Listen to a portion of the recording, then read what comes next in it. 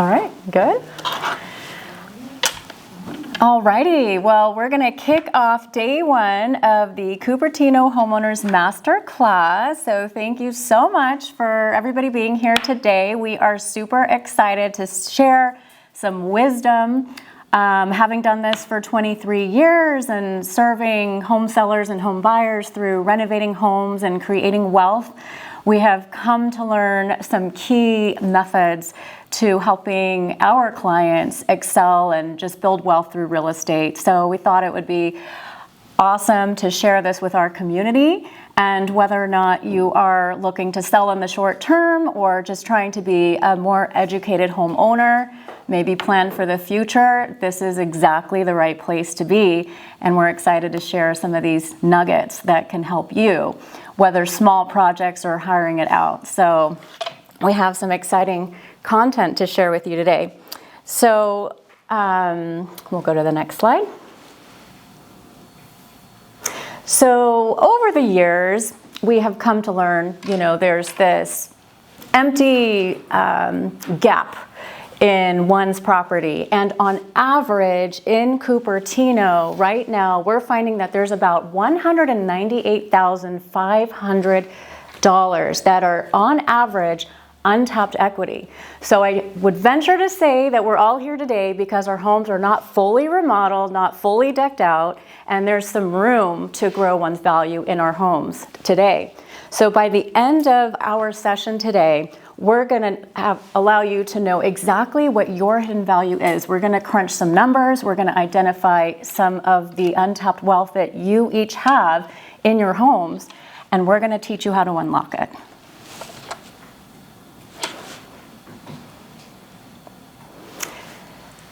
So what we're going to share is going to, every home has hidden money, and we are sitting on it. So most people never find it at all, but there's a simple formula that shows you exactly how to tap into it. So by the end of today, we're going to walk you through some instant moneymaker tactics. More importantly, we're going to let you know exactly how to turn those into profits. But before we get into that, I would love to introduce the team. So for those of you that don't know me, I am Mary Clark. I'm the founder of the Mary Clark team.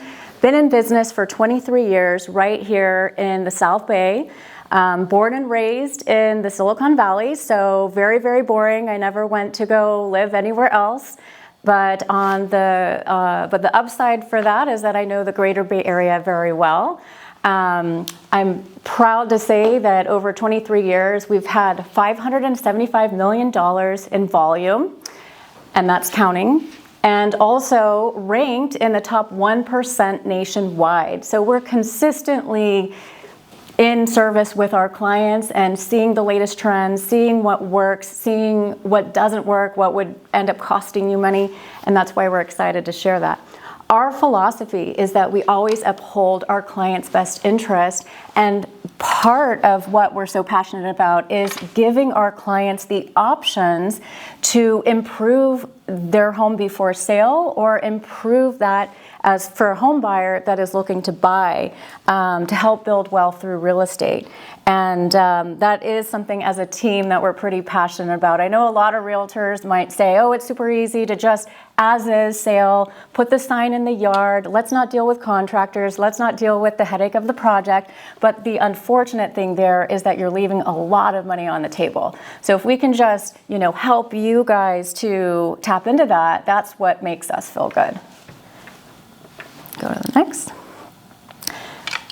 So before we dive in more, I would love to introduce each of the team members. So first off, Monica Covington here, the technical audiovisual person today. She is our Chief of Marketing and Branding. I am super lucky to have her. She has been in sales for many, many years with an emphasis in investments, no longer wanting to be hustling and bustling, but she has a wealth of information, and so I've brought her onto the team to help us grow brand awareness, to help us grow in the marketing sense. And then we've got Mallory Jones at the back of the room. If you raise your hand, Mallory. So Mallory here is the Director of Operations. She is the glue that keeps our engine moving forward in a very seamless and organized way. This event wouldn't have been possible without Valerie's efforts and as well as Monica's. And then last up is Wendy Lowe in the front here. Wendy is one of our sales agents. She has an excellent track record and talent for the customer service. You will find her giving extra care to home buyers as well as home sellers. So, we are a pretty compact, small-knit team, but we love it that way because we love giving our clients extra service above and beyond. Mm-hmm.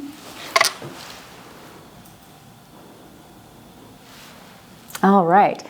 So, wanted to get to know everybody in the room a little bit more. This is going to be more of a workshop style, so it'll be some participation for the benefit of all of us. So why don't we go around the room, and we would love to hear from you in terms of your first name, your last name, and then we would love to hear from you in terms of your home.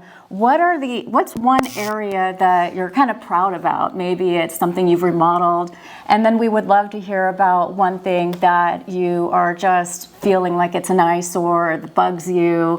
So why don't we start with you, Somu, on the right. Give you a little microphone chat. Oh, yeah, there we go. Okay. Yeah, I'll just leave it here, right? Yeah. Yep. Okay. Yeah, I'm Somu, last name Somasundaram. And I'm a long-term resident of Cupertino. Mm-hmm. I live in I think I'm blessed to live in the Dianza Oaks community because it's in town, but it's still at the edge of town, right? Yeah. So it's, I think that's what I love about that location. Yeah. In terms of the house itself, we've made some renovations, quite proud of how it's all shaped up, especially the staircase and things like that. I don't think you've seen it yet. I have not seen it, but I Yes. did remember you chatting about it. Yes. Yeah, and I don't get that last question. What's the area of the room that drives you crazy? So the last one would be what part of the home maybe is not remodeled yet and is just maybe the next thing that you'd want to tackle. It's an eyesore, bugging you. Yeah, it's not an eyesore or anything like that, but the patio, right? The roots of some of the trees are beginning to uproot the paving. So I see. I think it's due for a pavement. It's from a safety perspective. Yeah. Yes. Yeah, and wish it was bigger for the dog. Yeah. You have a beautiful dog. He's very friendly. Yeah. Okay. Absolutely. That's great. That's a good starting point. How about you, Viraj?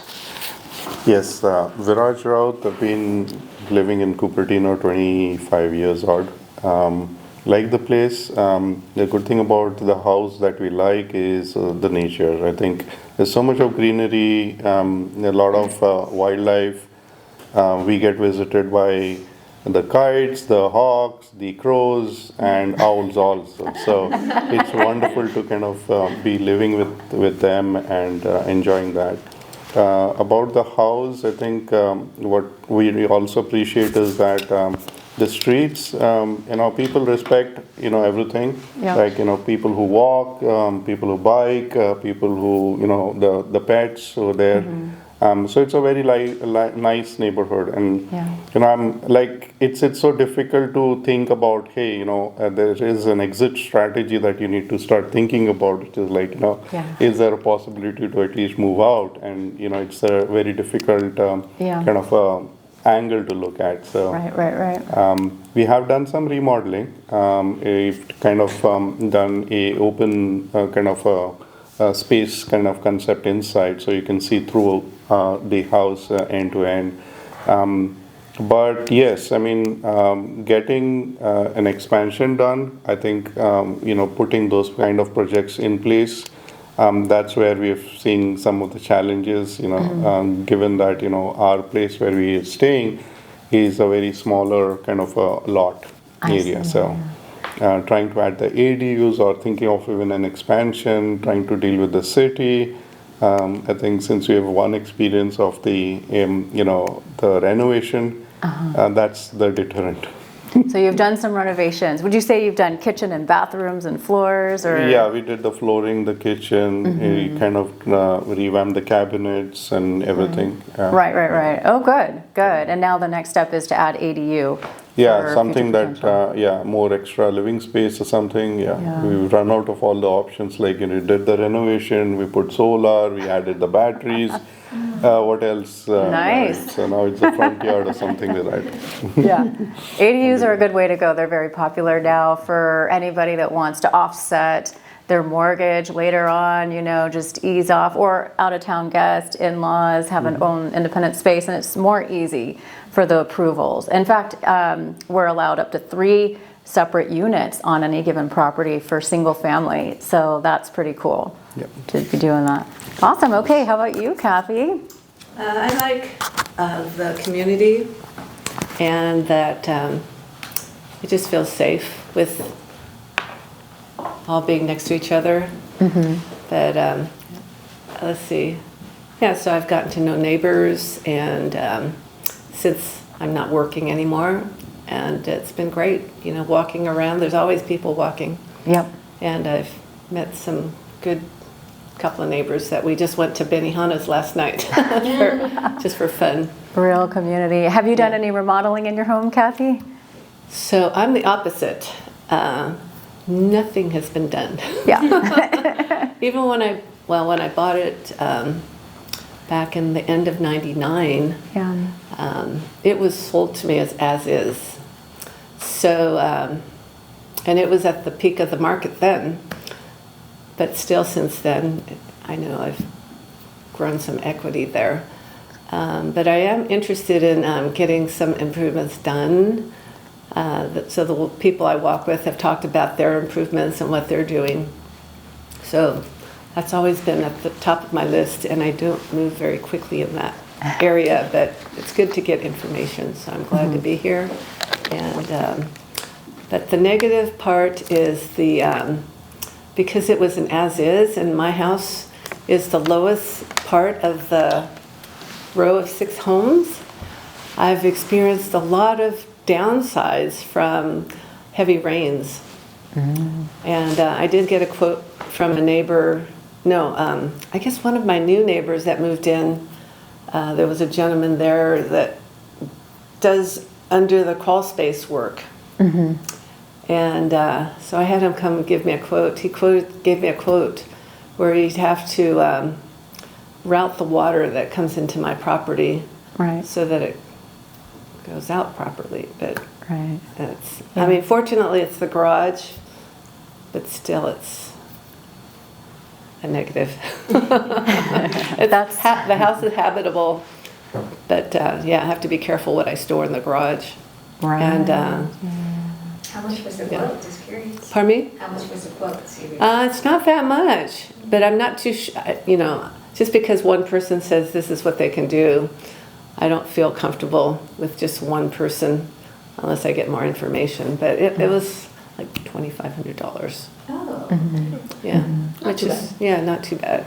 Yeah, that's pretty typical condition for your neighborhood, and many of the owners complain about moisture intrusion underneath the crawl space, and then the foundational structures are these steel jack systems, and those deteriorate over time due to the fact that they're metal. So I've seen numerous in the neighborhood where the replacement of the steel jacks is a requirement to make sure the foundation structural is intact. So I would be happy to review any estimates you get, and we do have excellent resources as well. We can help you get multiple quotes to at least have options. Yeah, so that's why I'm here. Like, where are the priorities? Is Yes. that like something I can't really see and appreciate so much? But spend the money and do that first, right? So Yeah, there's certain things that are definitely going to be more multipliers for the money you put into it. Is going to get you a bigger output versus others not as much. So what are those is certainly something we're going to touch upon today. So that'll be something that you'll be watching for. Well, thank you, Kathy. How about you, Jing? Yeah, I I live in the Cupertino for 20 years, and my kids all graduated from the school, excellent school. And I like the house and the environment. It's gated community with 36 families. It's small and bigger enough. The feelings so much nature and safe. That's just really enjoyable. I walk out of door, I worry nothing. So that's the great part. Yeah. If I think of something, my home was, we bought the home, it was remodeled at the time with good quality. So we kind of changed the floor and remodeled the bathroom piece by piece in different times. So as of now, I think we need to do kitchen, and some rooms still have a wallpaper, and those is now is the time to make it Cohesive. all together. Make like a kitchen. It's out of date, and we need to change it. The countertop is cracked, and we need to change it. Right. Yeah, you know, Jing, you had remodeled the bathroom. That was a very lovely job. It was very neutral. And then also the floors, the upgraded floors throughout the main living areas are good. But to your point, there's sections that are from an era prior to that. So, you know, that's definitely a topic we're going to touch on today. Ways to, as a cohesive whole, properties that kind of feel like they're all within the same era are going to perform better than if it's piecemeal. So anytime we look to sell, that's what we're looking for as well, to help you get the most out of the sale. So what I'm hearing everybody kind of chime in on is there's certain areas that you've remodeled, and those are the areas that are going to be working for you, bringing you money back in your pocket. That's the sweat equity element of it that you've already done. And then there's going to be the areas that are the outdated areas that are bugging you. Those are the ones that are dragging your wealth down. And so through some work, we can help maximize that for sure. So it's just great to hear where everybody's at in their whole remodeling process and what's more that could be done to keep that in mind. All right, so let's get to where we're going to go today. All right, so this will be the hands-on workshop, and it's going to be designed to help you empower the do-it-yourself improvements or hiring it out to a pro. And so what we will cover is going to be, number one, how we are going to identify the quantity of the hidden wealth in your home. So that's going to be that untapped potential, the sweat equity that is left and not realized yet. And there's a number crunching we can do to help actually put that into perspective. I know we all love to work with numbers usually, so this is going to be a great way to, look at a bottom line to see what is the untapped potential. And then number two, we're going to take a look at some various improvements and how those typically perform.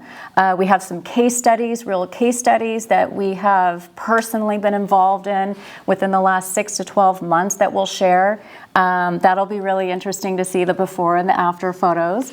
And then number three, we're going to discuss on the execution strategy, because the order of which we do some of these repairs and the choice of the improvement we do will also play a role in your underlying value. It could either help your value multiply, or it can actually drag you down and actually decrease your value if you don't do it the right way. So we're going to talk about some areas that we can avoid that. And then lastly, we're going to share some moneymaker tactics that work every time. And so that'll give you some idea for what you might consider doing in your home next. And by the end of the day, we're going to have a very methodical and customized plan.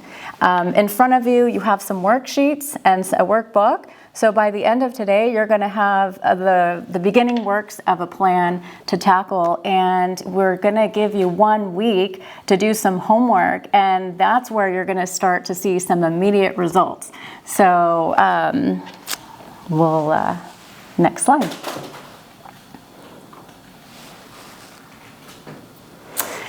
Okay, so this is something exciting that I'll actually have Monica discuss a little bit more. But what we've done is we've set up an online community hub, and it's going to be a place where we are all going to be onboarded to by the end of today, and it's an opportunity to share progress photos, questions. Myself and my team are going to be on this hub to provide support, to provide suggestions, to help you with any number crunching. So Monica, can you share a little bit more about the technology of the school community?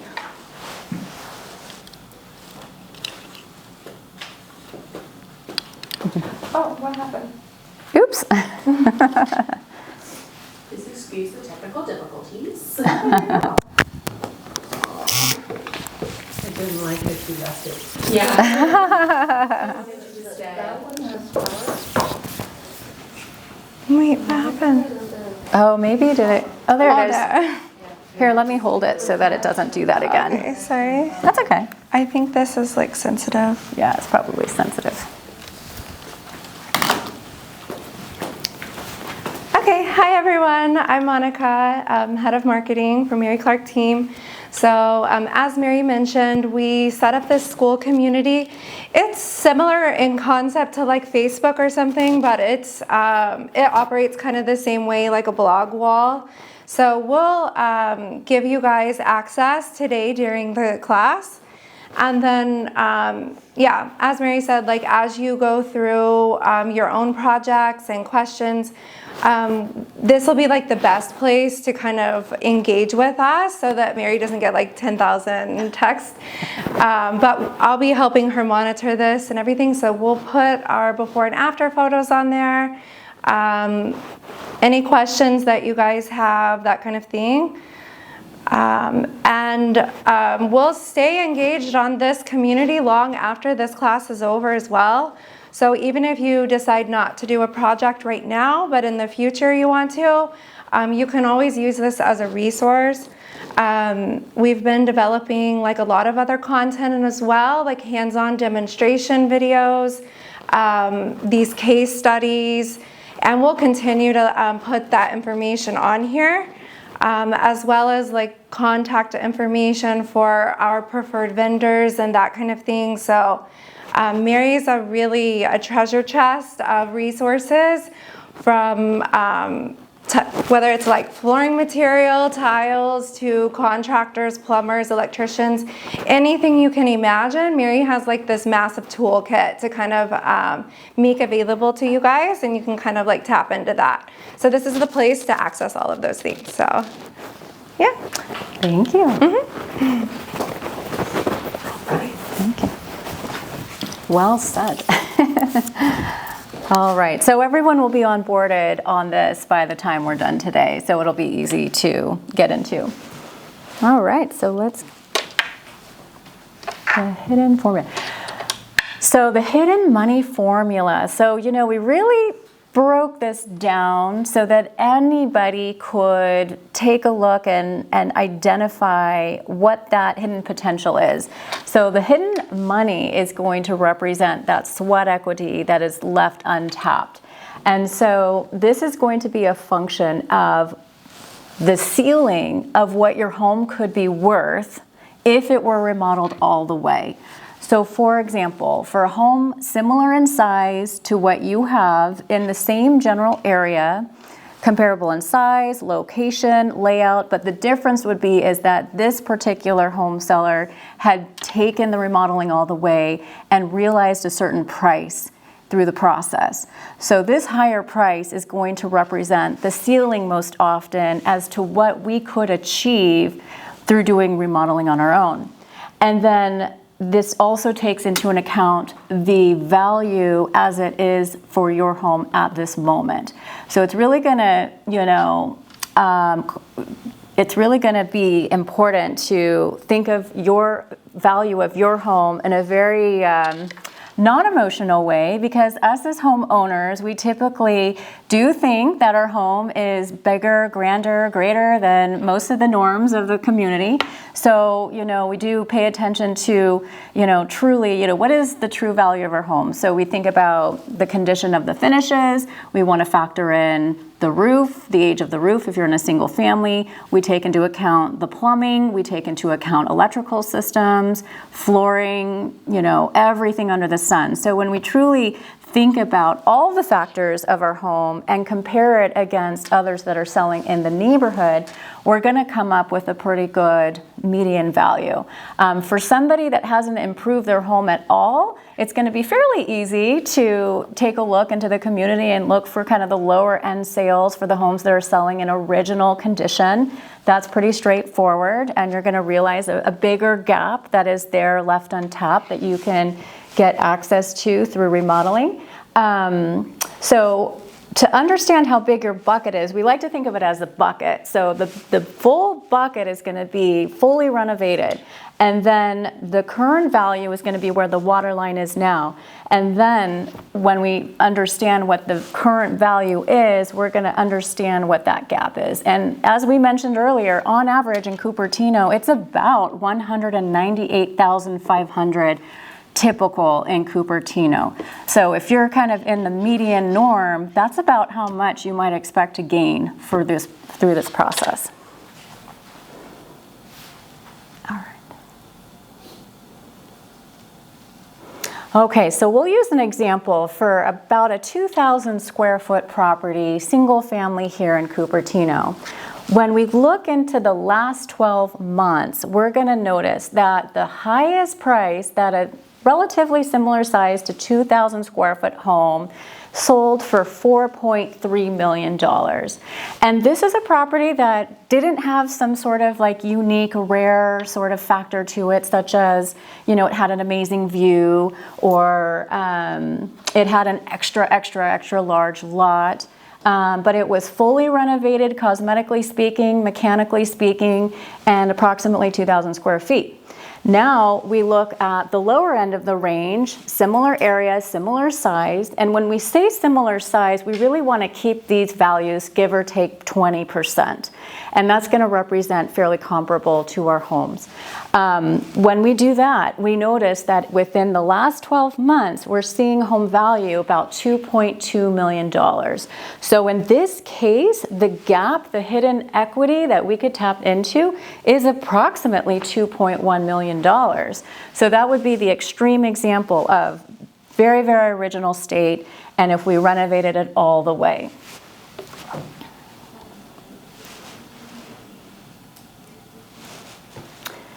All right, so this is where we always caution to make sure you do a little reality check. And so you really want to scrutinize for these ranges so that you get it right from the get-go. So just in case you're researching homes and you see a property that just kind of stands out above all the others, you look a little closer, just make sure that it's not an outlier sort of property.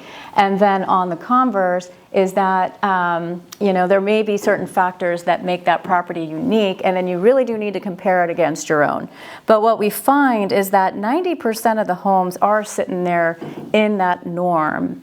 And through this number crunching, there's all sorts of online resources that you can use that do those algorithms and things like that. But it is a better idea to pull a set of comps that are ongoing. And you also have to watch the market trends as well. The past year is pretty, similar for us in these last 12 months. But if we're in a different sort of market where the market is really taking off, some of these data points may be a little outdated. So if you ever have any questions or you want a professional that to oversee and to give you a BPO is what we refer to it as, a broker price opinion, reach out to me and I would be happy as a courtesy to run some numbers on your behalf to help you identify these gaps here to help you, because the numbers are important before you plug forward. You don't want to get too off base on that. We want to make sure we're watching the numbers.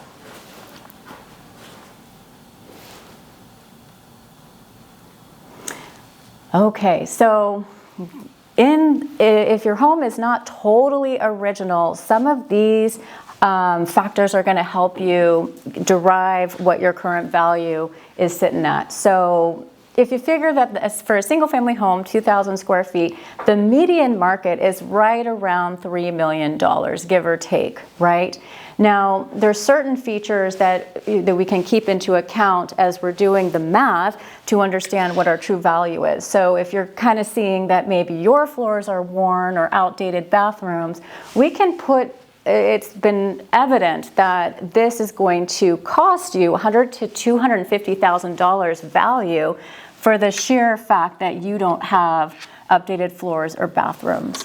And then if your layout is poor, maybe you have closed off spaces, it's not the great room feel, it feels a little bit disjointed, that can cost us at about $150,000 to $300,000 in our value. So certain things can be done to improve layout, such as removing certain walls or maybe combining spaces or rooms to make it more open. And again, this is all what we're seeing trend right now. Certainly when our community was built, you know, we think back to the 60s and the 70s, it was actually quite popular to have all the spaces, you know, disjointed that way. It was actually nice to have those areas closed off. But now what we are seeing is open spaces. So if we have the opportunity to create, you know, a kitchen overlooking a dining space, or we can create, you know, a big family room or living room, that's definitely, we've recognized as the moneymaker areas. And then take a look if you've got any deferred maintenance. So the deferred maintenance is going to fall under the structural and mechanical category, and that can cost us at least $50,000 to $100,000 each, depending upon what we're dealing with. So for a roof in a single family home, if you're end of life, that there is going to cost you $50,000 to $100,000. Same thing goes for the HVAC system, as well as any foundational issues, as Kathy was mentioning earlier. I will say that when it comes to value, foundation is very important to stay ahead of. Any prospective buyer is going to probably run for the hills if they see some foundational issues. So when we sell property, and our advice to home buyers when you own is always prioritize the foundation. And when you prioritize the foundation, you will avoid further issues later down the line. So the good news is if any of these are resonating with you right now and you're thinking in your mind, oh gosh, my bathroom is outdated, or oh gosh, my flow is really choppy, or you know, if you have some mechanical issues, don't fret. We've got excellent resources that can help you get these done. And one thing we'll say is that, you know, you can always go out into the yellow pages or online and, you know, talk to one vendor. But feel free to reach out to us as well, because we're consistently dealing with contractors, handymen, plumbers. So we're consistently vetting them for good quality as well as fair pricing. So to be able to do the same fix at a lower rate is always going to be helpful. So feel free to reach out to us on those. Okay, so this will help you kind of understand the sequencing of any particular project. And by now you might be formulating some ideas as far as what areas you're going to want to focus in on your home. And there are some best practices. So when we deal with renovations, the order of which we do things is going to not only prevent us from spending money twice, but it's going to just be a more timely process. So number one is when you've got structural and plumbing, electrical, you really want to tackle those first, because then you're going to get to, after opening up walls and getting into all of that, you're going to need to prep the canvas, which is the drywalling and the patching and all those things. Flooring is best to be done after that step. as well as then painting. So you really don't want to, for example, get out there and do painting before flooring, because then you're going to end up with having to solve all of the damage to the walls, the dust on the walls. So that's an area where people get it wrong and end up spending more money through that process. And then fourth is going to be the pretty stuff, like the lights and the hardware and the touches. Those are going to come in later in the game. And then finally is, for the staging process. And even if you are doing these improvements to enjoy it yourself, you may entertain the idea of, going for some new artwork or going for some new furniture. Yes, Kathy. What about popcorn ceilings? Maybe nobody else has that still. That's a great question. And we would put that right in between number 1 and number 2. It kind of follows the drywall and the patching, because here's some ceilings that have the acoustic popcorn ceilings on them, and it's a very messy process. So we certainly want to make sure that is performed before we get to the painting, and ideally before we're, have fresh floors down on the ground. But from a resale value, 100%, I would say that'd be at one of the top of the list to remove. And, we deal with that as well. It's amazing how long those popcorn ceilings last in these homes, but it did just scrape it down and retexture, and then the buyers are not concerned about the possibility of asbestos, and they're not concerned about it's outdated. We do encounter buyers that will not touch a property that currently has acoustic ceilings, and we know it's fairly simple, straightforward to remove, and nobody knows the wiser afterwards, but something to be said about handling that first. And if you're living in the home and you will plan to continue living on the home, you'll definitely, it'll be quite the process, but well worth it so that you can enjoy it. Yeah, I guess if you're going to do it, it's good to do all the other things before. Well, what you're... Plumbing and all that fun stuff. HVAC. In your case, the foundation would be at the top of the list, just by the nature of you don't want to let that persist and lead to further issues. Let's just say those jack systems that are metal start corroding, start, compressing, and then the next thing you know, all your floors are out of whack. So it's a good idea to get ahead of those foundational conditions. And definitely we should chat afterwards. I can connect you with some good vendors to get a few quotes, and we definitely have seen that before in the Westridge neighborhood. So Deanne's Oaks doesn't deal with that, and neither does Stonebridge. Also, in the back of your packets, y'all will find some notes pages. So for anyone who wants to take notes back there are some pages for you. Perfect, yes, good point. All right, so let's see here. Okay, so now that we've thought about some of the areas of the home that could really benefit from some untapped potential, this is the perfect time to get into the 1-week challenge. So what we would love to encourage everyone to do is to choose one area of your home, and this could be a small project, a do-it-yourself project. It could be a project that you engage a professional in to help you with. And for this next week, we encourage you to jump right in and to get the ball rolling and tackle it. And by next week's time, when we have our part 2, we'll discuss how it went, and we will also discuss what it was that you got into and how did it go. And we'll also analyze the extra wealth that you created in the process. So, couple things to point out through all of this is that there's 4 reasons why we are kind of encouraging you to work pretty swiftly with this. Number 1, when you update your home in bits and pieces, and you paint a room here, or you put a new light fixture there, and then time goes on, and then you do it all over again. There's something to be said about the cohesiveness of the home as you walk through. It should maintain a certain level of similar era, similar time frame, pretty cohesive. That's one hack of real estate that we've come to learn. I'm sure we've all walked through the homes where you walk in, one bathroom looked like it was 20 years ago, the other one is brand new, and then every single room is painted a different color. These are all things that whether a buyer is paying attention or not, it's psychological at the end of the day that that house just didn't feel very cohesive. So these are all ways that we can get ahead of that so that when we present our homes one day, you're not going to suffer the deduction on the value. And then might as well, if you're not planning to move, enjoy it. Enjoy it for your own self. If you're going to be spending money at some point, might as well do it a little bit sooner, get some enjoyment out of it along the way.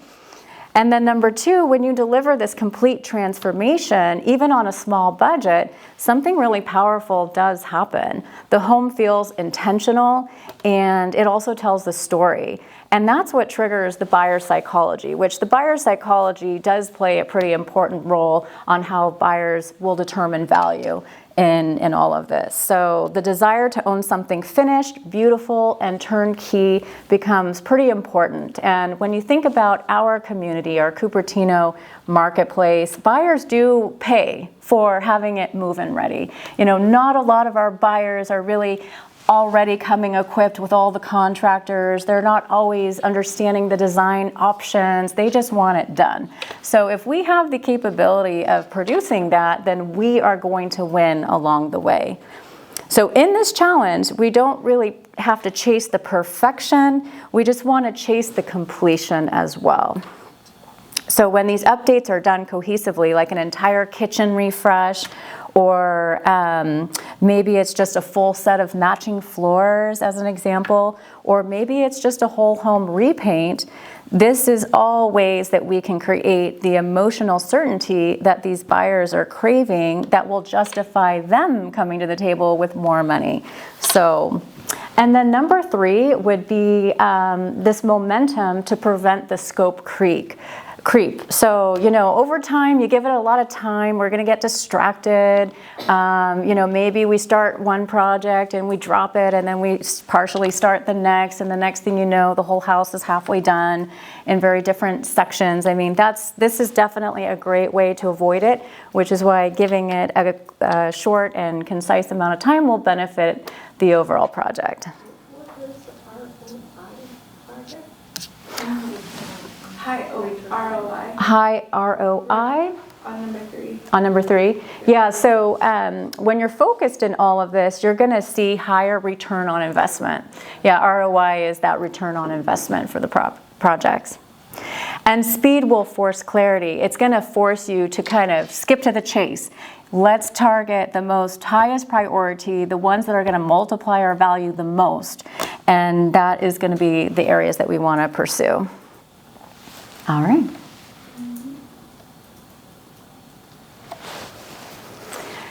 So we always have some options when we're doing any project. We can go on YouTube and watch a few videos and then say, we're going to do it ourselves. Well, certainly that is a route, and we will give you some tips about that. And then also, of course, you can hire a pro. It's going to be a little bit more out of pocket for sure, but some projects are really, really important to go with a pro and not do it yourself. So for example, painting walls is going to be, of course, still is one of the best ways we can improve our space, as long as we choose the right colors. And we do have a list of some colors that are perfect and buyers pay a lot of money for today. But painting the walls is something that's pretty low risk. You're not going to have the house catch on fire. You're not going to tear it down. So painting can typically be okay.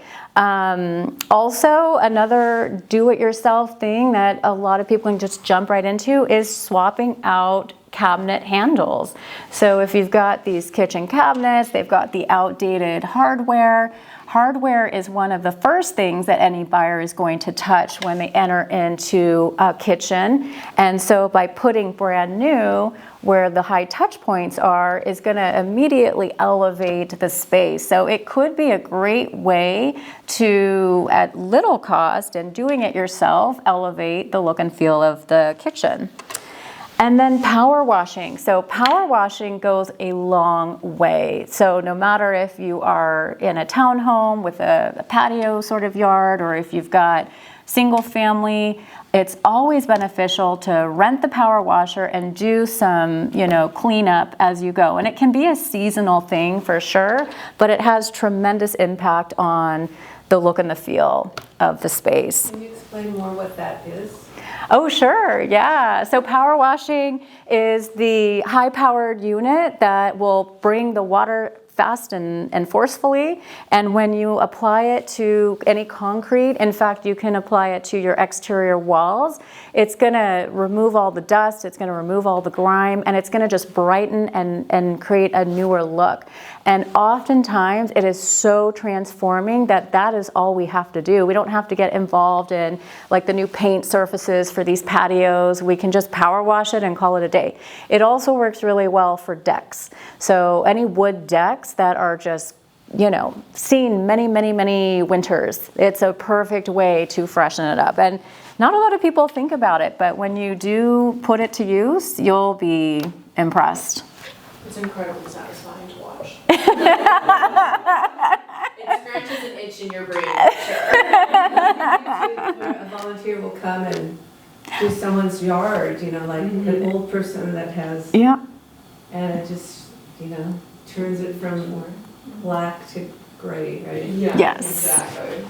Or black to white, if it's really that dirty. Yes. And then another really great homeowner hack is the light switches. How many of us still have the almond, darker colored light switches throughout the home? Or how many of us have, one is almond, one is maybe some sort of gray, and it's all mismatched throughout the house. So by walking around, and they're only 33 cents at Home Depot, and just to take the time to unscrew and install a new and make it all matching throughout the home, that is one of the biggest hacks that we utilize to make a home feel very cohesive and fresh. This is another high touch point that buyers are handling when they go throughout the home. So as homeowner, it makes sense to do it for yourself, and one day you were able to enjoy it and get the fullest benefit out of it.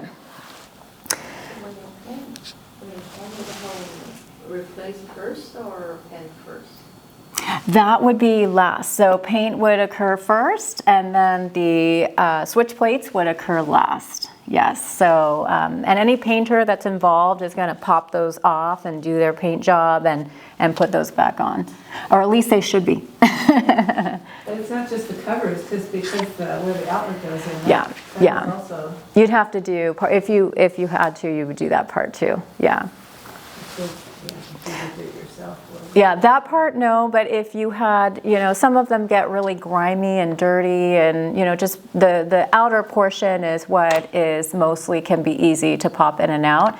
But true, that's going to fall under the electrical section. So if that inner part is also all mismatching, we have to kind of, consider it case by case. But if that is the case, then an electrician to help you with that part does make sense, because electrical is one of those areas that we really don't want to be tampering around.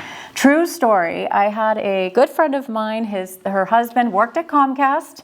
He thought he was probably more advanced than most. He did the new light fixture rewiring for the bedroom. She walks in one day, opens the light by tapping it, and watched as a fuse sparking fire went right up her wall and right across the ceiling and popped the light. So, she banned her husband from doing any more electrical work. So just remember that. Any electrical work, you really want to outsource that to a pro to avoid any of that. And the same thing goes for plumbing. A lot of us think that it'd be super easy to change our under the sink or whatever. You watch a few YouTube videos, you think you can do it. My husband thinks he can do open heart surgery now because he watched 3 videos about it. But should he do it? Probably not. But that would be another area, because a poor plumbing job is going to lead to a major disaster and flooding, mold potentially. So that's definitely makes sense to hire to a pro. And then tile work, especially in the bathroom areas. I can't tell you how often we see it where inspector inspects a beautiful new bathroom, but guess what? Underneath, it's just flowing, leaking because it was a poor job. So having a pro do it right from the beginning really makes sense. In the bathroom scenario, that could cost you $5,000 and doing it twice. So we certainly want to avoid those disasters. And then cabinet installation. So cabinet installation, of course, gets a little bit more tricky, so that's definitely something we outsource. So basically a good probably couple questions you could be asking yourself through this process is, can this hurt or damage myself or my home? And will buyers notice if I mess up? So if the answer is yes to any of those, then it's a good idea to go pro. So basically, if buyers will stare or insurers will care, call a pro. And we can help you identify who the proper pro to turn to is. All right, so yes. The previous slide, how much do we need to go back to the city for this, right? I mean, is there a basic permit or, insurance impact? How much should we disclose? Yeah. Or what is the right method?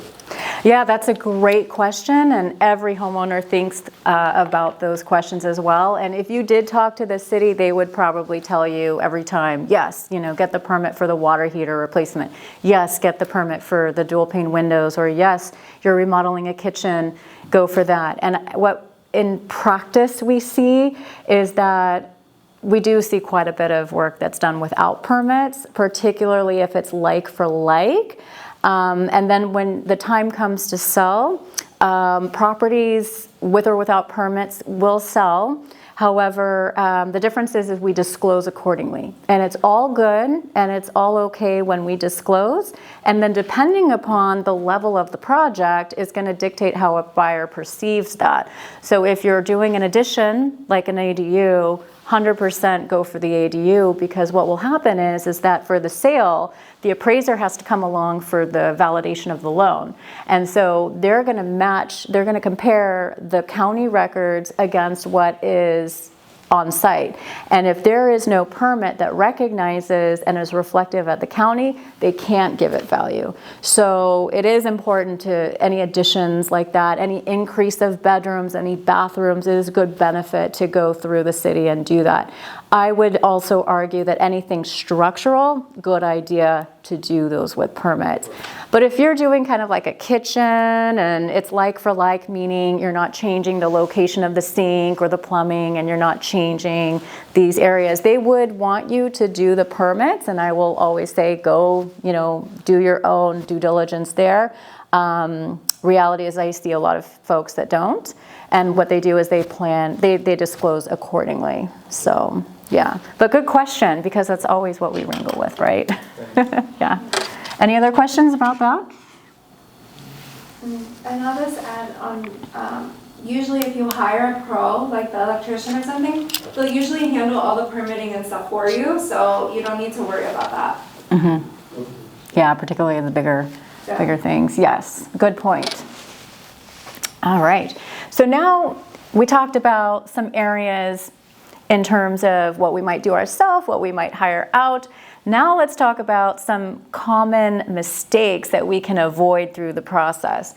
So number one, we kind of touched upon this earlier, would be the wrong order. So if, for example, you start painting all the walls and then later come along and the flooring vendor is cutting the floors and installing and creating all the nicks and all the damage to the walls, then you got to rehire the painter to come back to right the wrong. So it would be a better choice to follow the sequence we shared earlier to avoid that. And then the other mistake that sometimes goes wrong is when we try to go cheap on a variety of things. And there's certainly things we could go budget on, but the areas that are the high touch areas, or any area where it's going to kind of like be outside of the norm, is what we want to avoid. So we don't necessarily have to take it all the way and go ultra expensive, but we also want to stay away from the ultra budget, because our buyers here in Cupertino are fairly sophisticated, so they're going to notice that. And what they will do is, even though we put in the money to do the fix, they're going to give it zero value. So that's something to avoid. So as an example, a $3 cabinet pull can make a kitchen look like $50,000. But then if you do it yourself and you're going lesser on that, it's just going to be a waste. So even as simple as something like that. So from your experience, what priorities do the buyers give?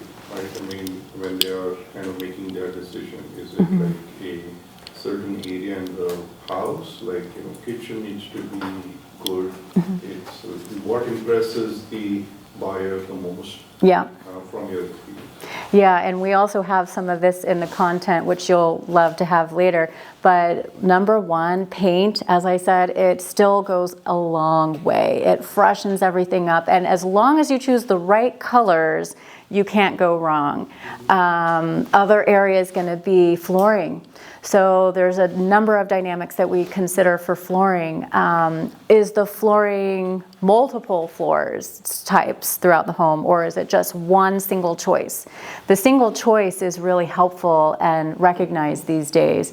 Too many variations will start to make any space feel smaller than it really is. So if we can continue the similar type of floor throughout the entire space, now exception of the bathrooms, of course, that's a great way to make the space feel bigger, broader, that great room feel.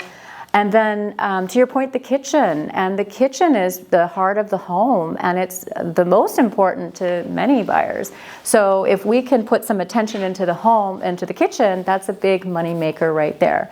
Primary bathrooms are probably lesser on the totem pole because people figure that if I entertain, no one's going to see my primary suite. So if you're trying to figure out which one to go for, floors, paint are good, and then kitchen is also pretty important. And if you had to choose, maybe primary bathroom is lesser on the thing there. It's a stupid question, but which one's the primary bathroom? Oh, yeah. Yeah, so with all these changes, right, we are no longer able to say master. So there's no more master bathrooms. It's now primary bathrooms. Okay. Yes, yeah. No, great question. Great question. Okay, and then the third mistake is choosing a material that's just not to be expected for the neighborhood. So choosing a material that isn't quite matching. And probably a really good example of this is going to be, in certain parts of the country and maybe other countries, it's really popular to go tile floors throughout the entire main living areas. However, here in North California, it's really not popular at all. It's too cold. We get colder nights. So the wood floors or something that is wood-like floors is the way to go.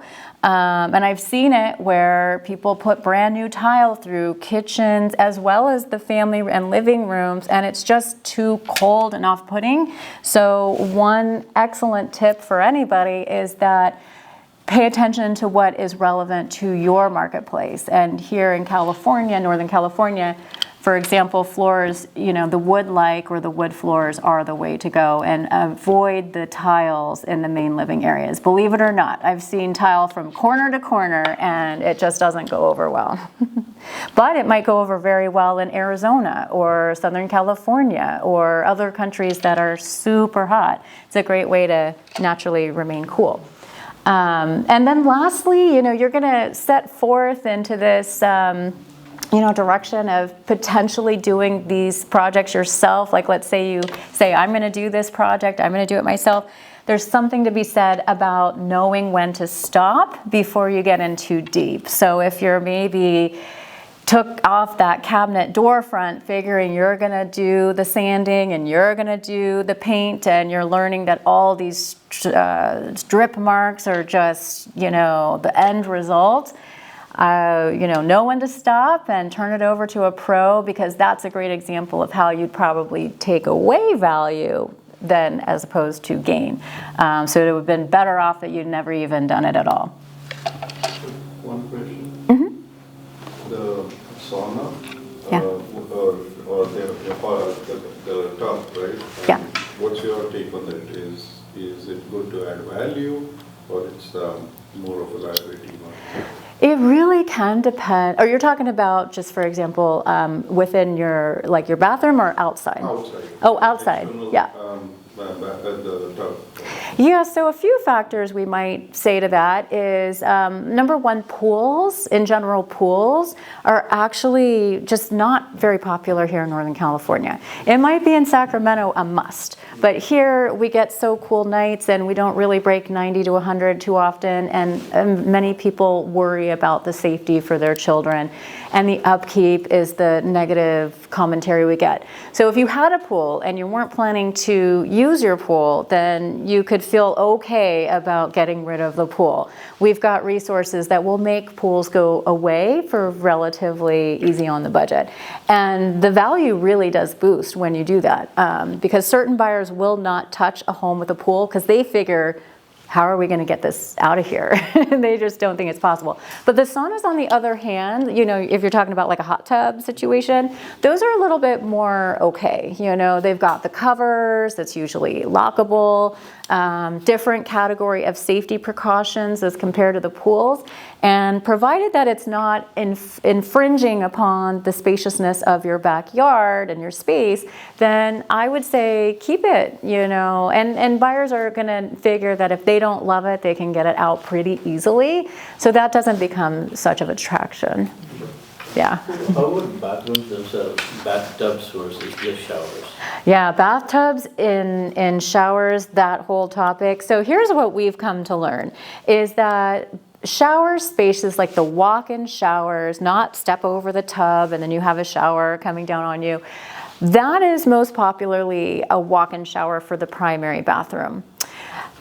Then for the hall bathroom, you have the same kind of decision making there. And we find that in our marketplace, it is a good idea to at least keep one bathtub, at least one, because if you've got children, you know, they're going to be at a loss for being able to bathe kids or pets. In fact, brings to mind a property here in Sunnyvale that I helped some folks sell.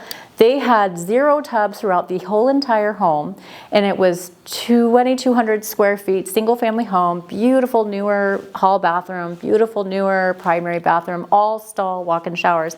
The buyer that bought it decided that they needed a tub. So they ended up not giving any of that bathroom any value. And then they later had to come along and tear it all out and put in the tub.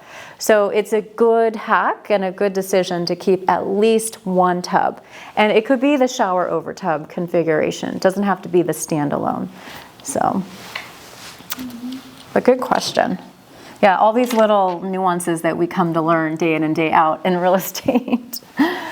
All right, so I think we're on to the next. Okay, so we couldn't have a home improvement workshop without discussing some really awesome paint colors. Everybody wants to know about that. So, and these colors are what is trending right now. So when we size up a property, there's a lot of different factors that we are keeping in mind when we choose colors. If we are dealing with a condo or a townhome that typically won't have windows all around on every single of the 4 walls, lighting is limited, perhaps the ceilings are lower, perhaps there's not a lot of lighting in the ceilings built out, then we do want to stick with a fairly bright white color so that the space will appear larger and clean and fresh. And so for now, we're loving, this is Sherwin-Williams Snowbound. It's a white with a little bit of a cool undertone. It works well with just about everything. And that's been something that we have been trying and proving with 94% approval rate in all of our listings. And it's also what we recommend to any buyer that wants to make things neutral. Paint should neutralize a space. We really want to avoid painting different rooms, different colors, because when the buyer flows through and they see one room is green, one room is purple, and that's, you know, I've heard the feedback firsthand. It just feels choppy. It feels like the house had multiple personalities. I mean, these are all real feedback that we have received. So for now, it's snowbound. Now, keep in mind these trends change. So if you ever in the future are wondering, what should I do with my home? Is this color still good? I will let you know, because you go back in time and it was all about the grays. And then you go back even further, it was all about the beige. And then you go back to the 90s, and that's the last time we had the white colors. So these things do change. And then another way to make this pop is to go with a really, really bright white for all the trims, all the ceilings, and all the baseboards and the doors. And the pure white on the ceilings are meant to brighten the space. And again, we want it to be larger than life, airy, lofty, bright. We're selling real estate space. So the larger the space appears, the higher the buyers are going to want to spend for our property. And then if we're dealing with a property that maybe is more sizable, maybe we've got a lot of large, tall vaulted ceilings, and maybe a lot of the anchors are already white by nature, putting a snowbound against that is going to start to become very hospital-like. So we want to consider all factors. So agreeable grayish is a great Sherwin-Williams kind of grayish color, and grayish is a cross between gray and beige. And so if you can think that this is going to work really well with cool tones as well as the warm tones. So anything you have, anything that you choose to put is going to work awesome with agreeable gray. So those are the three that we really love. And then to share, we had a recent, earlier in the year, I think that some of you may have visited that open house. This was in De Anza Oaks, and the property had a fairly neutral color to start. It was just really old, but we chose the snowbound white, and we were able to do all the paint for this home that was a little under 2,000 square feet for material and labor, $7,200. And that directly resulted in $53,000 improvement on their end value. So paint, like I said, it's one of the easiest, cheapest, quickest ways to boost your value. So that represented about 7.3x return. That's the ROI part of it. 7.3x on that paint alone. We did other things in the house, but paint. Yes, Faraj. What can you talk about the pairing of the light? The yellow versus the bright, Yeah. 5,000, 3,000. Yeah, so that is a great question. And we do have to kind of consider the space as well. At the moment, we're seeing a lot more LED, kind of more daylight version of the lights. A lot of these lightings that are put, we make it very clear to any buyer that there's options to toggle it between warm and daylight, because not everybody wants that white, white, white. But what is super helpful about the daylight is, particularly when we get into the winter months and the daylight is very lacking. You know, a lot of our showings are ongoing between the hours of 5 and 8. It's pitch black by that point. So daylight makes it really easy for the home to appear very light and bright to overcome that darkness factor.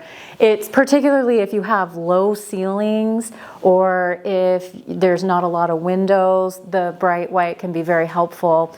And then if buyers are really particular about it, they know that they can toggle it back to the warm lighting. And then for your own self, I wouldn't worry about that too much. For your own self, just go with what works for you. And then future pacing, we can always toggle it. Yeah, but the yellow is kind of tough, because the yellow is going to it just bleeds into the space and causes, you know, a yellow tone. And when you're using a cool white, it does conflict. So for many reasons, the daylights are pretty good. What was his question about yellow? So the lighting, how, you know, you can choose between the warm lighting is going to come off as really yellowy, but it's a little more dim. Maybe a little bit easier if you're trying to get to sleep. But then the daylights are coming off as really bright, larger than life. So the daylights are what we've been using as of late. So follow up on that. So do you have you seen daylight work better with color like, this would be like the snowbound, you would do it for the living. Yeah. But if somebody feels that, there's a slight shade that they would like to have, pink usually Yeah. goes well with certain, bedrooms or whatever it is, Yeah. right? What would you say about the kind of the color combinations?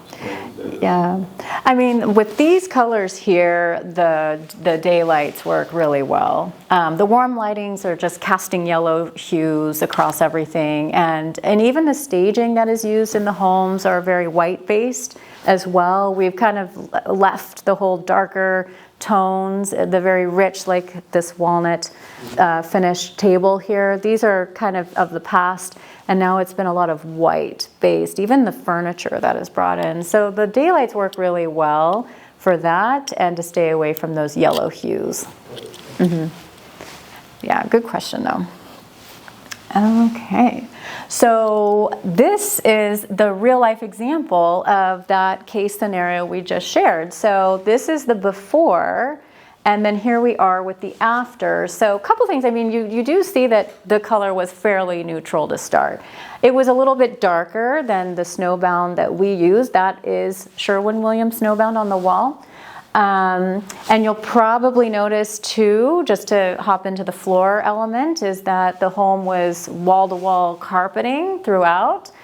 So we removed that, took down all of the window treatments, and then you'll see it with the staging in place. And of course, staging always makes the property look larger than life as well, bigger and all that. So we're going to get into the floor elements here soon, but this is referred to as the LVP, luxury vinyl floors. It's like a wood-like manufactured product, which is actually technically vinyl, but it's made to look like wood. Very popular right now. But this was where we saw it was 26% of the total budget that we spent out of $27,000 total throughout the home to get it ready for sale. And so the color, we've used this over and over and over again, and it's proven to be very popular. Great. And then in the same property, you'll see in the bedroom. So notice the popcorn ceiling there, Kathy? It looks familiar. So as part of this project, we removed popcorn ceiling. There's more of the snowbound white. See how much it really does make a brightness appeal, even though this was fairly neutral. It had a darker cream base to it. It's maybe harder to tell from the photo. But the snowbound is really more of just like a pure white with a hint of cool tones, and the pure white really pops against it. You can tell the variation with these color schemes. The fan is still there, you can't see it because it's white.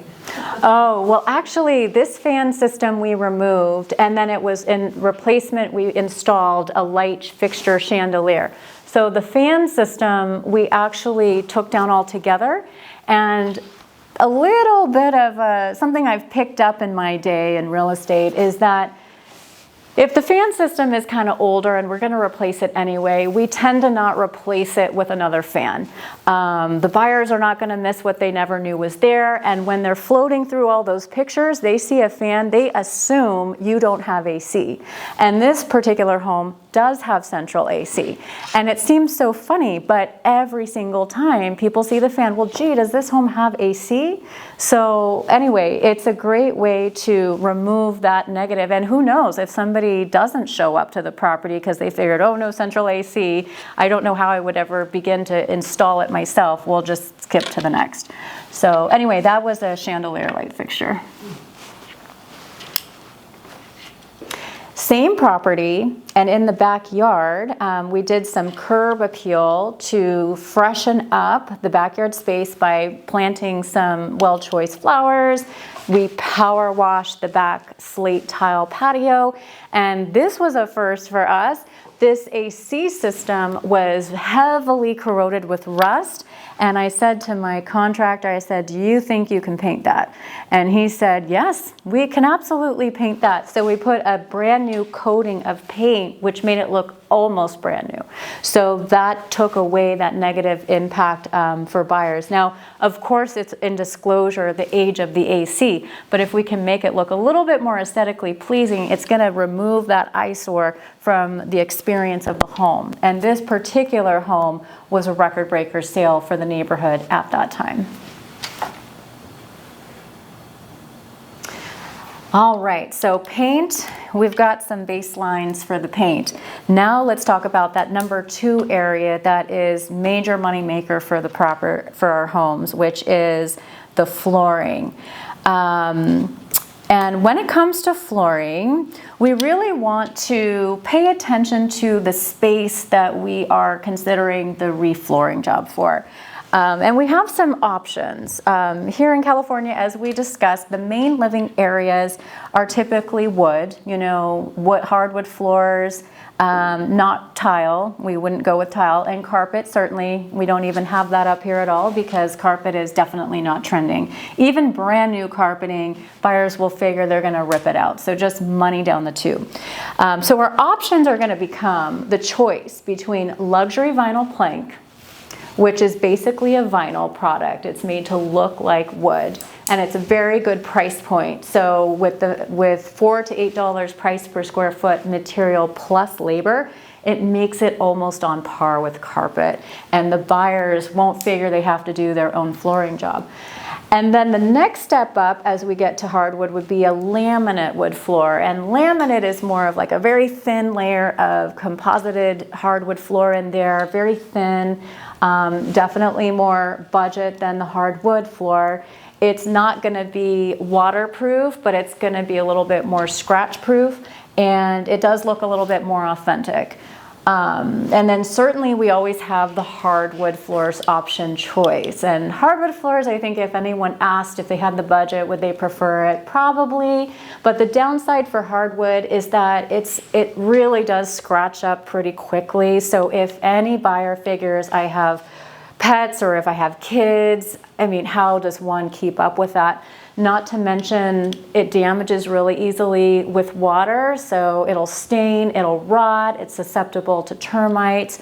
So, there's a time and a place for hardwood for sure. What we're finding is that if you're in the kind of the median of the market, you've got like your typical 2,000 square feet or lower, smaller, maybe townhome spaces, condos, then these options work really well. And in fact, LVP is wildly popular just for all those reasons. Scratch proof, scratch resistant, all of those factors, which makes it possible to put these floors in kitchens when before we were constrained by tile. Same thing with maybe a powder bathroom. We can roll the LVP into the powder bathroom, and that helps to create, less floor changes throughout because it is waterproof, it's vinyl. Laminate, perhaps in the bathroom if it's a powder. Now, if it's like a bathroom that we're using for showering and, the tub and all of that, then we wouldn't necessarily want to install this, and definitely not hardwood. For the properties that are luxury, the properties that are above the median, then we start to expect the hardwood more. It's definitely at a bigger cost, but these buyers, that's what they expect. So we really have to pay attention to our home and where do we fit into the grand scheme of things of where the median's ranges are. I don't get the difference really between the luxury vinyl plank, which is a laminate, right? Yeah. And the laminate. Although sorry. The laminate is less. This is a luxury vinyl. The vinyl is like, if you think about linoleum, it's like a plastic-based material. And that's essentially what LVP is. It's luxury vinyl. They just lay it down like one sheet of vinyl? Well, they have the different planks that are click-in installation, but the material of those planks are at its core vinyl. At its core, it's like a manufactured. So is that the first one that you're referring to, or the yes. second one? Yeah, this would be the luxury vinyl. So it's planks. that you put together Yeah. and lay down. These are going to look very similar in the size, and in the installation process is very similar process. In fact, any vendor will charge you the same labor for either of these processes. But the difference is that there is literally no wood anything in this LVP. It's all pretty much vinyl. Then this is going to be where you get, it is manufactured for sure, but you do get a little bit of wood in there. They have some wood base. It's very thin, but you do at least get some wood base, which makes it a little bit more finicky. It's easier on the wear and tear, but it's not as high performing as the LVP. Okay, I just haven't. I think you know, yeah, actually I can attest, you have seen this LVP. We've been using it, and we've been using it for some time, so. Yeah, I just thought always, anyways, I'll have to talk more about it. Yeah, well, see what I mean? It's like you think it's very wood-like, and that's made to look very wood-like, which is the beautiful thing about it. So, and it's very cost-effective too. So in this, so back to how do I proceed with what do I choose? You really want to think about the sort of property you have.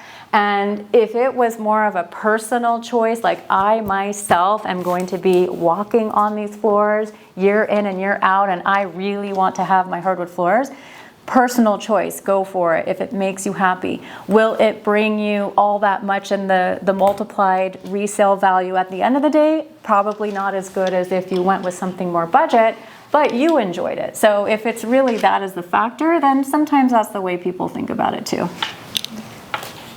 All right. Let's talk about the case study. Perfect. Yeah, the case study. So do we have the photos for that one? Or? On the next thing, just the Oh, yeah. start talking about that one. Okay. Yeah, so the case study on this one is that we were able to determine that in this example, we had in an as-is value scenario, we had a property that would have been evaluated at 1.325. And then in our targeted $44,000 of renovations to get the home ready for sale, we unlocked $160,000 worth of equity that otherwise wouldn't have been realized, and that was the Firethorn. So Firethorn was a townhome actually, and Wendy was involved in this one. So the property had started out with a kitchen, a remodeled kitchen. The flooring was old, the bathrooms were all dated, and so we did a little bit of curb appeal front and backyards, nothing extraordinary, but pretty basic. We helped them install 2.5 full bathrooms, as well as all new floors. We did a bunch of lighting, and that was all done with the $44,000 budget. This property was approximately 1,300 square feet. So what that did help us with is they went from a value of 1,325 to recognize a sale of 1.485 at the end of the day. So of course they were very thrilled about that. And I think we have some photos here. So here's that kitchen is what we started with. So see how they kind of left the old lighting, and then they had done the kitchen and the counters, and even the appliances partially had been done. So old floors with the new LVP floors here. Their kitchen cabinets, their quartz countertops, their vent over the hood. But what we did was we removed the old lighting. We did the tray ceiling with the recessed lights, and those were the LED lights there. So this property really did well. When we showed them the numbers, we always do a case study where we'll say, okay, in as-is condition, your out-of-pocket is going to be X, and this is what you might expect for the market to bring. And then if you do refresh, we do light, we do a few things, we just make it all look cohesive, somewhat move-in ready, but we don't gut anything, then we'll reach the middle range. But if we do the bathrooms and we do that kind of gut work there, then we're going to max out. And that's what they ended up doing. And with our crew, it didn't take very long. We were able to turn that in about 4 weeks. What material was the floor you used? That is the LVP floor. This is technically a vinyl-based product. It's not even wood at all, but they manufacture it to look like wood. So, and what they started with was more of a, this was more of a wood laminate style. So it was a little bit more expensive, but right now the trend is light and bright. So this was creating a dark base that made the space feel very enclosed and small. So the lighter floors did help us with that. Quick question. What is your take on the window, like in the kitchen, the bay window? Do you think people prefer something which gives them a more space feeling? Yeah, garden windows are definitely a nice way to go if you're gonna benefit from it yourself. I mean, that's gonna extend your countertop space. Maybe you can situate some spice plants, you know, herbs. I would say that if we were prepping your home for sale, we'd probably tell you, probably not make sense to do it just for the sale, but if you are choosing to do it and you're getting any benefit from it, it will be helpful by the time that we sell. Okay. Yeah, so, yeah. But you probably will need HOA approval, right? Correct, yeah. So if you are, like you're in a single family home now, that'll be easier for you. But if you're in an HOA, we always remember that anything exterior facing, whether we're painting our front door, as simple as that, or if we are even doing certain window treatments, they always have a say in something. So it's always best to go through the HOA first, get the proper approval, and then proceed. And there's enough of the bay windows in our communities here with Stonebridge and Deanza Oaks, Westridge that do it, so there's precedence there. Are the windows different between the before and after? Those are actually the same. Oh, It just kind of looks different and more modern, doesn't it? yeah, okay. Just clean. Yeah. No pots on the wall. Yeah, exactly. So yeah, this was a great before and after shot. No one really sees these photos. You guys are kind of the only ones that are seeing these photos, so it's kind of cool to check out. And I just wanted to add the tray ceiling. This was not, they didn't do any structural work here. This is just the removing of that plastic drop tile. Yeah. And then they put the new light in there. But this is kind of like already there. So those are called can lights, or is that? These are can lights, yeah. Yeah. These LED, usually LED can lights. Mm-hmm. Yeah, and those are the ones. Instead of the incandescent. Which is what I have. Yeah. Yeah. The plastic and the. Yeah. It's a pretty cost-effective way to, number one, make your kitchen feel roomier, bigger, taller, They and just finish up the inside, right? They finish. Yeah, they it just around. put the new light and touch up. half the time we pull those plastic tiles off and it's actually perfectly textured like the rest of the ceiling. We just have to patch holes. And the other half of the time it's very rough. So either way they can work with it. But yeah, you're right, Monica. We only remove the plastic and you know. Fixture and then replace it with the can lights. Yeah, exactly. Adding recessed lights always is also really a big thing that we do too, to make the place much bigger, brighter, and just, you know, yeah, recessed lights is Right. But that's usually throughout the whole house, right? Living area, the bedrooms. or- Most of the time, yeah. So the recessed lighting is a good idea in the main areas, and then in the bedrooms, you know, here's the whole like budget business sense.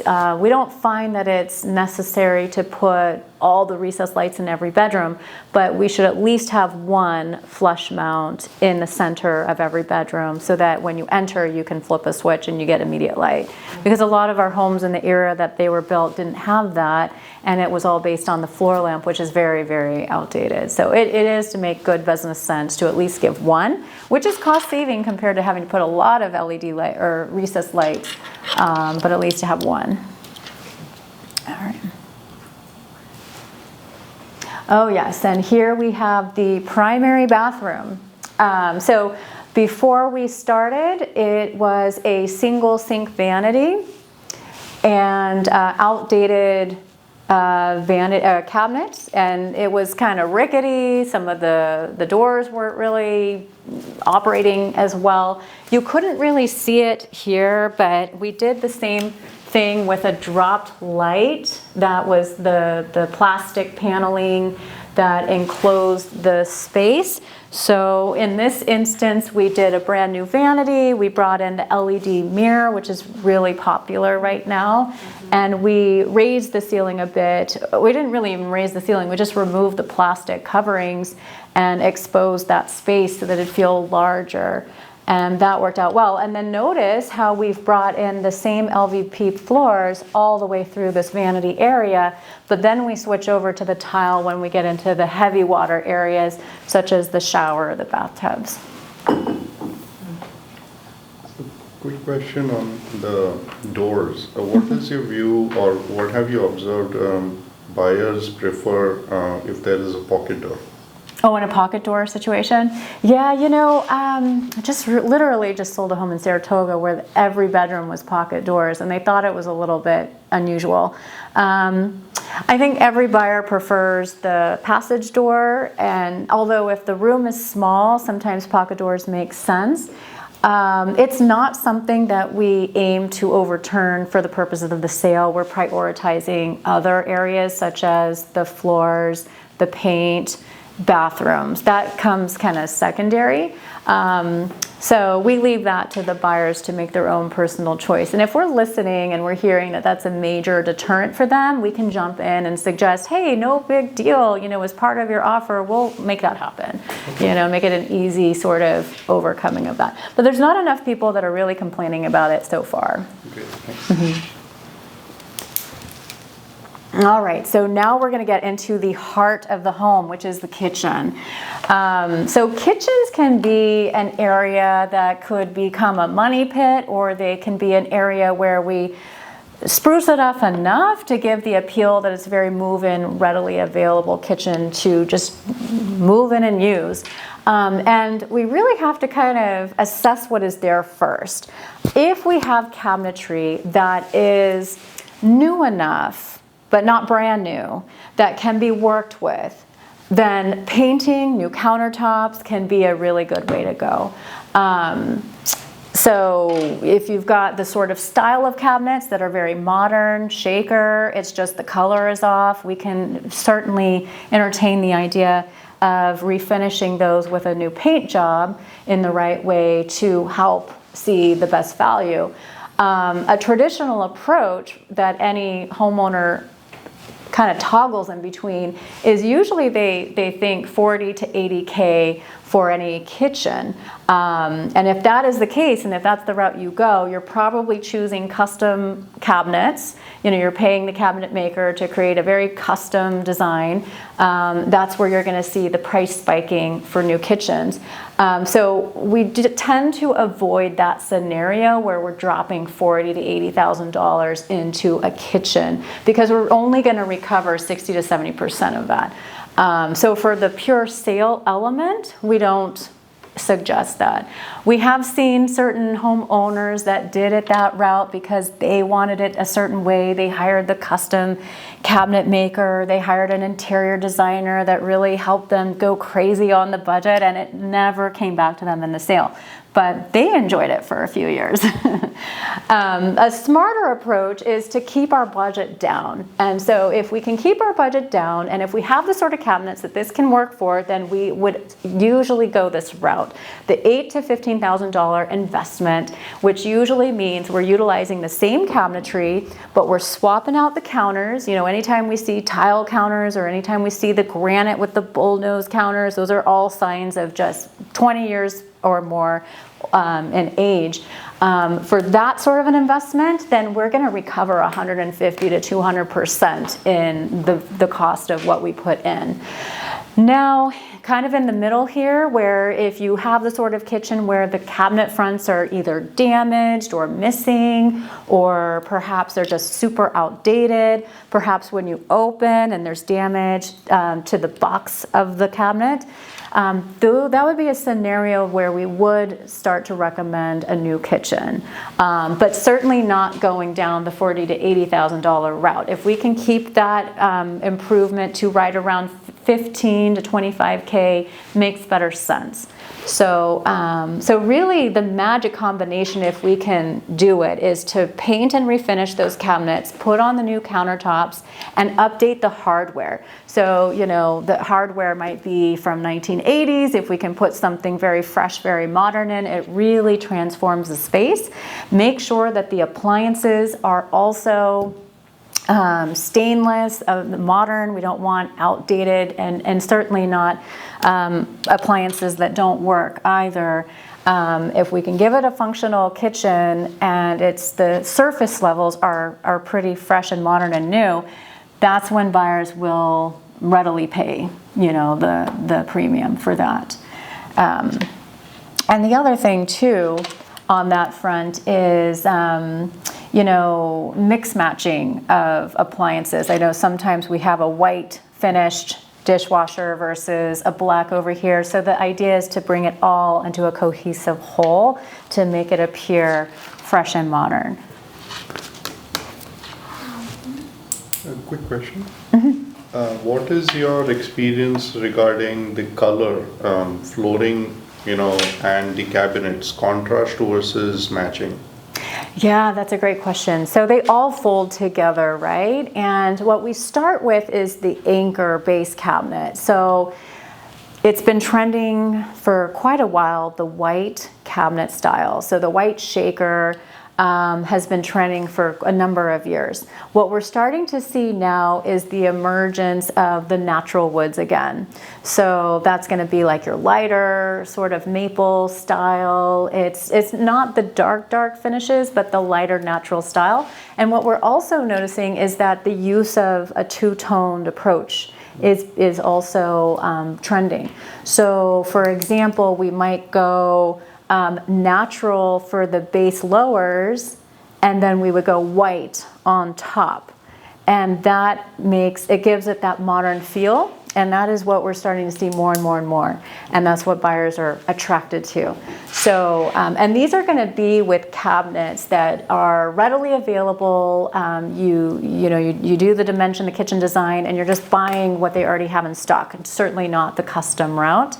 To keep the cost down. But to your point, that is what works. And then the floors need to kind of blend well as well. So we really need to do some color matching. When we get involved in the listing side of things, what we tell our clients is, look, if you don't want to have anything to do with all the color choices and get wrapped up in that, that's exactly what we do. And we actually are kind of passionate about it. We find this weird sense of joy putting it all together. And we're just pulling from what we see performs well, what gets the multiple offers, what are the finishes that all the buyers are going to pay, you know, the premium bucks, and we just bring it forward. It kind of becomes kind of neutral and appealing to the masses, but that is what sells, and that's what good resale value is. But you know, I'm doing a design for a new kitchen coming up, and I'll keep the group informed as far as what that looks like, and maybe come to the open house. What about the floor here in the photo? Oh yes, so this case study is for a single family home. And in this case study, we had $42,500 that was put into this particular single family home, 2,200 square feet. Part of what we did here in the kitchen was, every house is kind of different. So we want to remove the biggest eyesores first, and then we distribute the budget enough so that everything is fairly move-in ready. So for this kitchen, we did exactly what we just talked about. We refinished shaker cabinets. We installed new hardware, the new stainless appliances. This is the quartz countertops. Notice that we're squared off here. We're not dealing with the round bullnose. That's a sign that it's over 20 years old. This is the modern farmhouse look. So we did some, black finished faucets. And the floors in this case were kept. And I normally suggest that we do all the same, but if you notice, it is fairly similar here. And in this particular case, we had to allocate the budget in other areas of the house. For example, the flooring on the top level, as well as the primary bathroom. So it's every case scenario is a little different. You know, what is the budget that we have to work with? What are the major eyesores that we have to handle first? And how can we all make it work? But this house performed well. The sellers were happy. It was actually a 4x return on their money when we did the math. So. Could you repeat what you were saying about the round versus the squared nose, or? Oh yeah, so this is referring to the cut of the countertops. So if you see it closer, you'll see that it's like a squared off.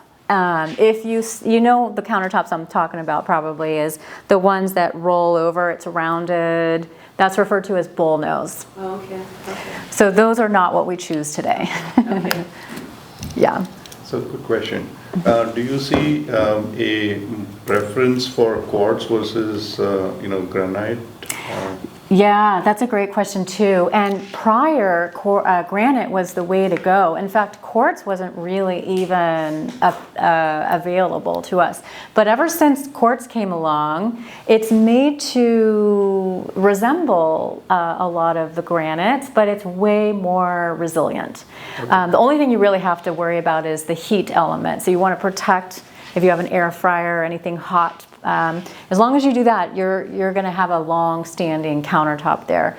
But it's not going to be finicky in the way that you're refinishing the natural stone and then the stone gets stained and all that.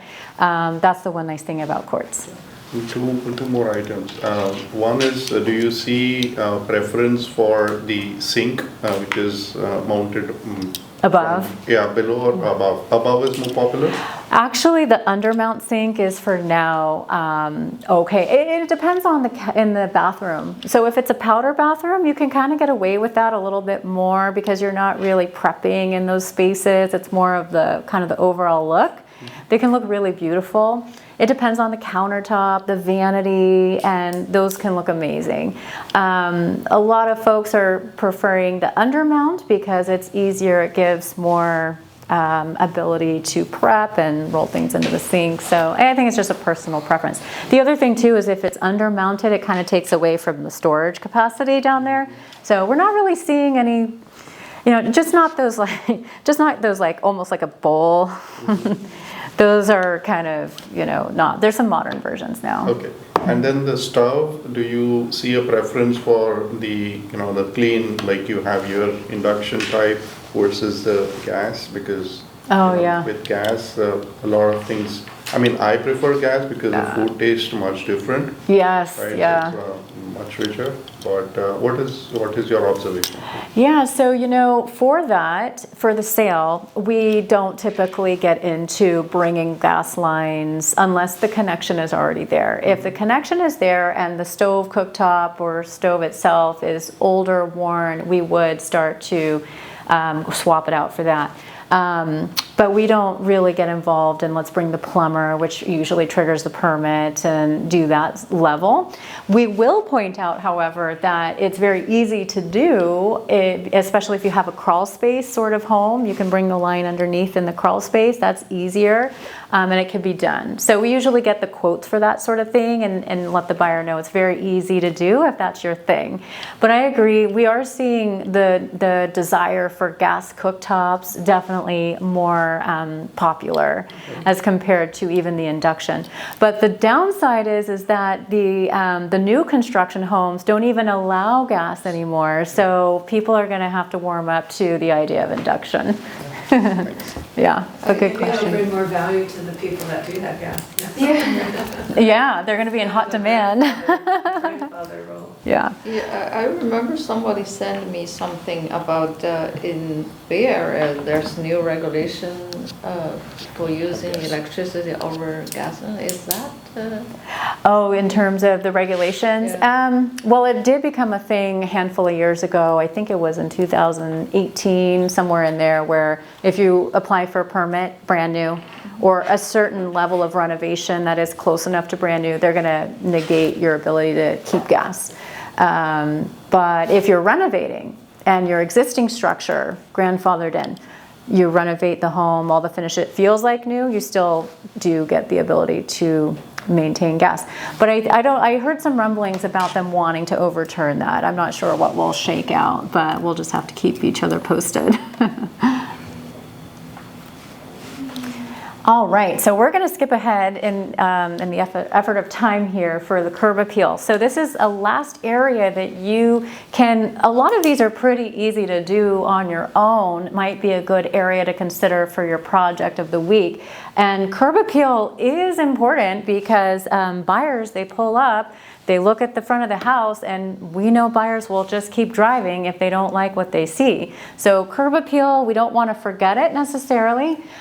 Certain areas can be super simple to liven the look, which would be painting your front door a bold color, but that also aligns with the theme of the home. Now, asterisk is if you are in an HOA, be sure to understand what your HOA's guidelines will tell you. What are your allowable colors? What are the choice, options there? Always check with them first, but once you get the approval, you can be good to go. And that's a very low budget, easy thing to do. And then power washing everything, that's something that we talked about. Anyone can rent that from the store. It's about $200 rental, if that, and it really does brighten things up. And lastly would be the strategic entry landscaping. So usually when you sell, you want the good curb appeal. So you're doing things like, just making sure everything is kept neat and also maintained. If you're in an HOA, the HOA is typically doing this for you. You're responsible for what's inside your fence lines. If it is single family, then you're gonna want to probably, if you haven't already, employed a gardener to just do that basic trim and freshen up and maybe put some flowers. But only if the flowers are supported by water systems, because there's nothing worse than dead flowers. So those are some great areas.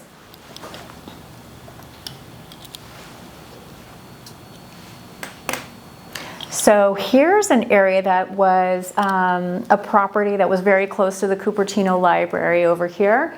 And when we started, it was like we were talking about, very grimy, layers upon layers upon layers upon layers of dirt. And when you approach as a buyer and you're entering that space with all that, in that space, it really takes away from the rest of the experience of the home. They're going to enter through the front door and then they're going to think, well, what else is just totally unmaintained, right? If they couldn't keep this up, then what else is deteriorating or not functioning? It just creates that first impression. So there's a look as to what we resulted with after the power washing and some staging. So from as-is condition on this particular property, which was a 3-bedroom, approximately 1,600 square feet, we had assessed that at about 1.875. And with $26,000 in renovations, we were able to 6.9x the return, and we ended up selling over 2.1. So that was a wonderful case study success that we had, and that was summer of last year when the market wasn't even that strong. All right, so now that we've given you some, oh yes, Jane. You did not mention about garage. Right, so that's certainly an area that one can improve, and that's usually something that we do suggest in the sale. We were focusing on 4 categories that you can maybe quickly, and the highest multiplier for the money you spend. But there's certainly more areas that you can tap into. And any property for sale, we always start with walking through the entire property and assessing it as a general whole, and then how can we elevate the cohesiveness level as well as modernize. And we don't want to focus on just one area and leave the rest alone. We want to spread it out to make it overall elevated. So that's usually the way to go. Let's take a 5-minute break. Okay. Well, we could get into the worksheet. Yeah, but he needs to pack up, so. Oh, okay. Okay. Yeah, no problem. Yeah, this is. Just 3 minutes. We'll let him pack up and all that stuff.